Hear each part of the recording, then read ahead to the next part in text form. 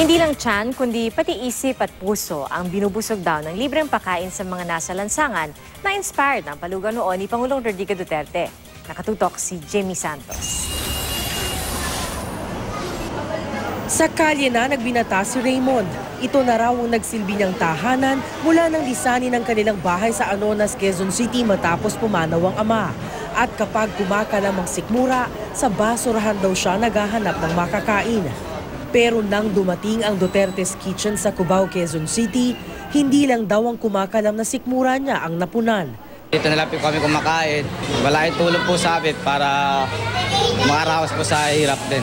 Maging ang pagkasabik sa pamilya na pawi. Nagsisilbi rin kasing family center ang kainan kung saan tinuturuan ng mga batang magbasa, magsulat at tamang asal. Oktubre ng taong ito, binuksan ng Duterte's Kitchen na inspired ng libreng palugaw ng Pangulo sa Davao City noong mayor pa siya.